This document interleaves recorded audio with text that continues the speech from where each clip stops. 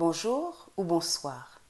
Je m'appelle Ketia Masséna et je suis contente que tu te sois arrêté pour visionner cette capsule qui t'est présentée par le ministère du camp d'été de l'Église de Dieu de la prophétie du Québec. Ce ministère extraordinaire existe depuis déjà plus d'une trentaine d'années et son objectif est d'organiser des séjours à l'extérieur de Montréal pendant la saison estivale pour des adolescents ainsi que des jeunes adultes, dans le but de leur permettre de fraterniser, mais surtout de se ressourcer spirituellement. Cette année et l'année dernière, nous avons opté pour la formule virtuelle à cause de la COVID. La capsule que tu visionneras sous peu te sera présentée par Sarah Gaston de l'Église de Dieu la Source et elle abordera comme thème l'image de soi, l'estime de soi et la valeur de soi. Bonne écoute et que le Seigneur te bénisse. Bonjour, chère jeunesse de l'Église de Dieu de la prophétie. Je me présente, mon nom est Sarah Gaston et je suis de l'Église de Dieu la Source.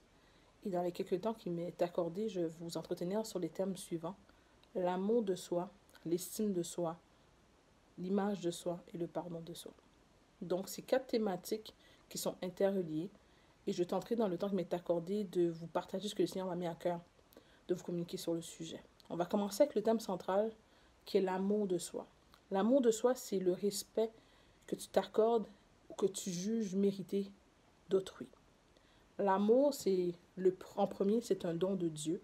Et on peut voir ça dans ce Jean 3, verset 16, qui dit « Car Dieu a tant aimé le monde qu'il a donné son Fils unique, afin que quiconque croit en lui ne périsse point, mais qu'il ait la vie éternelle. » Donc, le premier exemple d'amour qu'on a, c'est l'amour de Dieu. L'amour de Dieu, c'est un amour qui est surnaturel. Donc, dans l'ordre de l'existence des choses, c'est la première chose qui vient, mais dans l'ordre de la connaissance, c'est le dernier élément. Pour mieux vivre cet amour, il faut, en premier, connaître celui qui nous a aimés le premier. Et quand tu apprends à t'aimer comme personne, tu mets tous les efforts nécessaires pour accomplir tes objectifs. Tu te donnes une chance de pouvoir réussir. L'amour, de soi, c'est quelque chose qui est inné. Il faut apprendre à s'aimer avant de pouvoir recevoir l'amour d'autrui.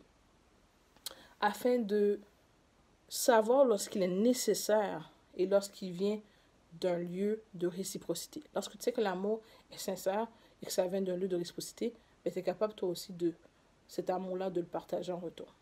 Certes, il peut y avoir des douleurs du passé qui font en sorte que ça obstrue la réception de cet amour.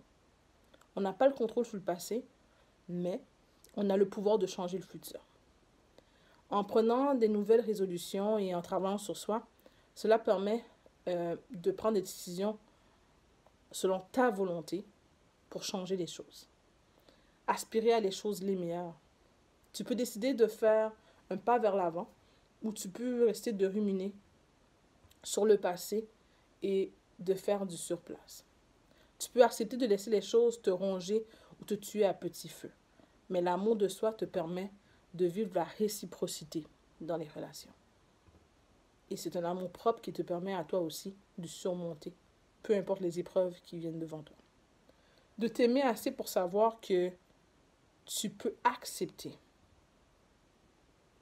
et que tu peux endurer certaines choses, comme tu peux aussi décider que tu ne veux pas vivre certaines choses. Si tu n'aimes pas assez, tu iras chercher l'amour dans... Quand tu t'aimes pas assez, tu vas chercher l'amour dans tout ce qui est mauvais, dans les mauvais endroits. Mais lorsque tu t'aimes assez, tu sais comment reconnaître. Et lorsque l'amour de soi n'est pas acquis, tu peux même commencer à faire de l'autodestruction. Mais quand ton amour de soi est propre, mais tu sais ce que tu veux endurer, ce que tu ne veux pas endurer, et tu es capable de prendre une position pour toi-même. Le deuxième point, c'est l'estime de soi. L'estime de soi, c'est la valeur que tu t'accordes selon tes convictions. Quand tu sais qui tu es, ou plutôt dans quoi tu crois, ben, il est plus difficile de te laisser mener n'importe comment. C'est un aspect que l'ennemi aime beaucoup jouer, l'estime de soi, parce que l'estime de soi affecte ton jugement et la valeur que tu t'attribues comme personne. Quand ton estime de soi est faible, On a tendance à accepter toutes sortes de choses. Les mauvais traitements, être hypersensible à la critique d'autrui, l'indécision chronique, t'arrives pas à te brancher, t'as peur de faire des échecs, donc tu préfères faire du surplace, tu culpabilises sur les erreurs du passé, tu deviens pessimiste même, tu as des points de vue qui sont négatifs, tu deviens envieux des autres. Tu prends des décisions parfois qui plaisent à autrui au détriment de toi-même. Tu prends des risques qui sont dangereux et qui peuvent avoir des répercussions à long terme. Quand ton estime de soi est bas, tu prends des risques très dangereux. Tu meurs à petit feu car tu essaies de plaire à autrui, tandis que ta personne intérieure est en train de mourir à petit feu. L'ennemi va jouer beaucoup sur l'estime de soi. C'est comme une corde sensible qui va t'empêcher d'avancer dans ta destinée. Il va faire de quoi te faire croire que tu n'es pas digne, que tu n'es pas assez belle, tu n'es pas assez beau, tu n'es pas assez bonne, tu n'es pas assez fin. Puis tout, c'est pour t'isoler. Puis une fois qu'il t'a isolé, mais c'est à ce moment-là qu'il va te détruire à l'intérieur. Lorsque ton estime de soi est fort, tu as une croyance profonde dans tes convictions, dans tes capacités. Tu as une conviction qui te permet de passer à travers l'adversité. Tu augmentes ta confiance en toi. Tu as la capacité de faire des choix qui te sont propres.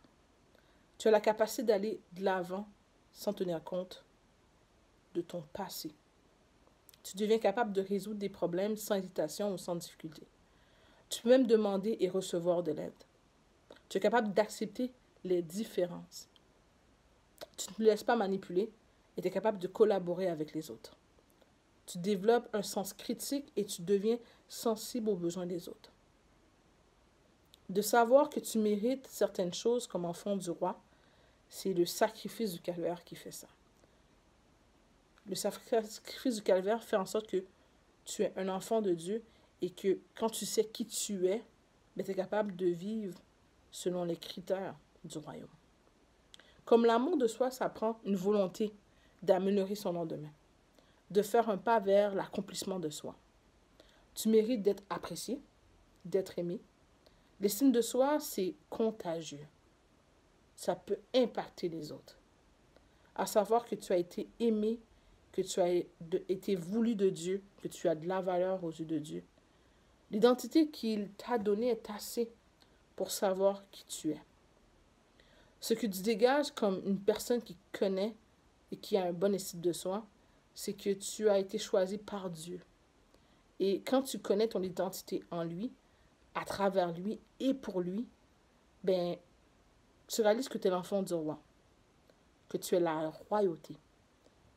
Et ça peut impacter les autres. Tu as un mandat bien précis et que tu n'es pas là par hasard. Ton estime de soi est rattachée à ton identité. Si je vis, ce n'est plus moi qui vis, mais c'est Christ qui vit en moi. C'est la parole qui nous dit ça. Lui en moi permet que je peux réaliser de grandes choses. Tu ne cherches plus à répondre à des critères terrestres. Tu veux plus essayer de, en anglais on dit fit in, mais tu amènes une fraîcheur. Tu amènes un nouveau, on dirait en anglais, un nouveau trend. C'est toi qui changes le style de choses. Tu deviens une personne auquel on aspire de ressembler. Tu deviens intriguant et intrigante. Qu'on aspire à te côtoyer parce que tu dégages une paix intérieure. Ton estime de soi te permet de faire face à l'adversité et ça te permet aussi de vivre une vie que d'autres personnes aspirent à. Au lieu d'être écrasé par les problèmes de la vie, tu es formé assez pour passer à travers les épreuves. Tu as des balises et des outils pour faire face à chaque situation qui se présente devant toi. Donc l'amour de soi, l'image de soi et l'estime de soi sont intimement liés. L'autre aspect, c'est l'image de soi. L'image de soi, c'est un sujet d'actualité. C'est la manière qu'on se perçoit à la lumière des autres. C'est dans la société qu'on vit aujourd'hui, l'apparence joue un rôle très important dans ce qui est projeté comme étant un standard.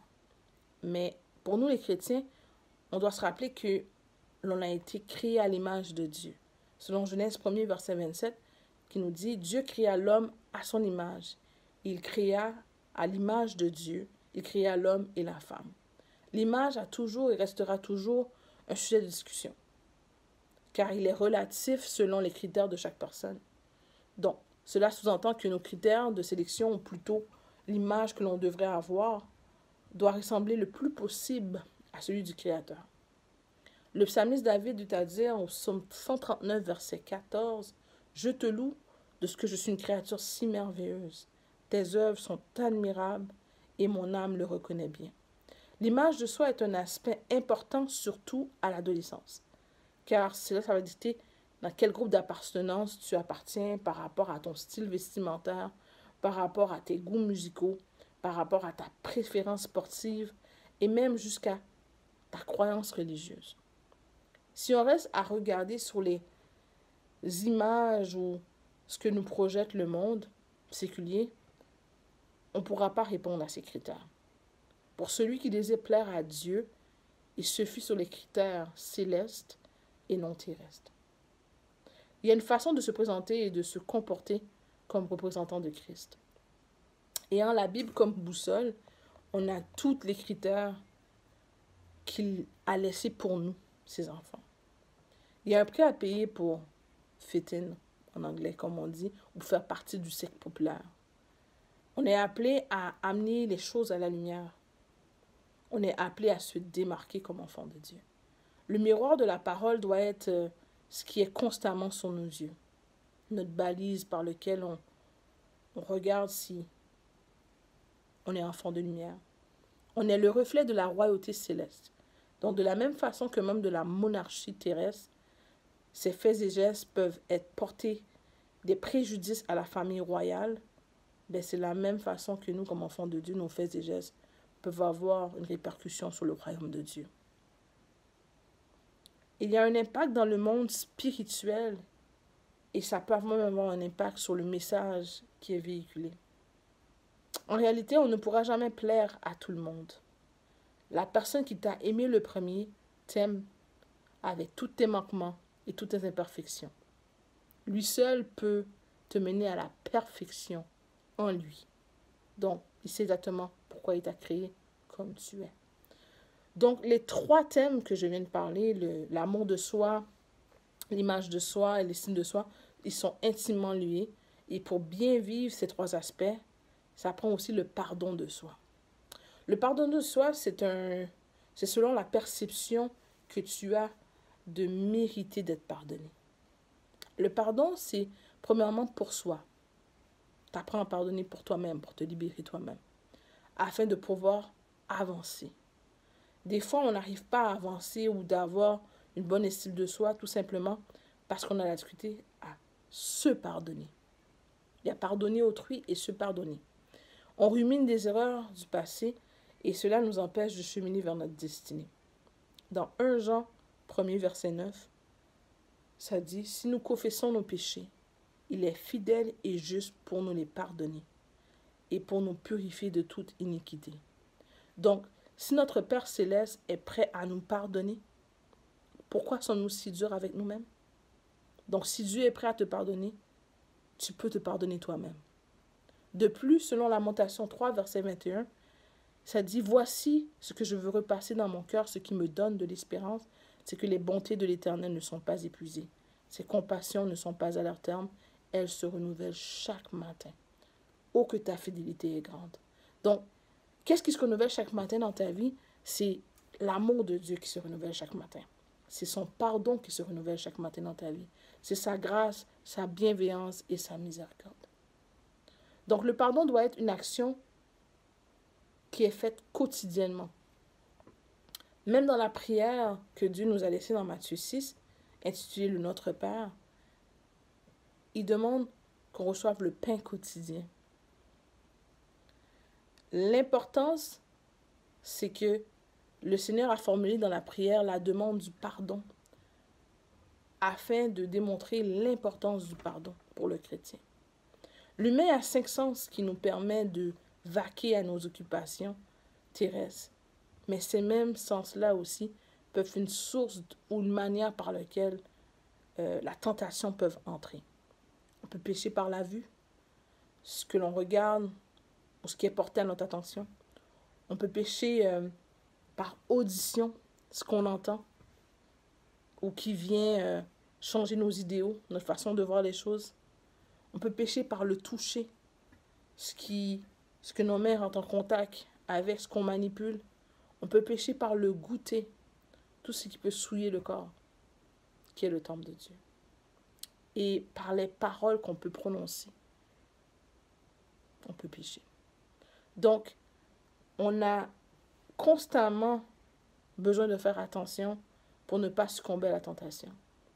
Il n'y a pas de péché que le sang de Christ ne peut nettoyer. La conséquence du péché, par contre, va toujours demeurer réelle. Mais le sang de Christ efface. Certes, la conséquence peut nous écarter du plan de Dieu pour notre vie. Il faut savoir que les faiblesses qu'on peut avoir, on peut demander à Dieu la force et le courage de passer à travers. Sans l'aide de Dieu, il est difficile de faire face à la tentation. C'est l'amour de Dieu qui lui a fait prendre nos péchés et les porter jusqu'au bois du calvaire. Lui qui était sans péché, afin que nous soyons pardonnés de nos péchés.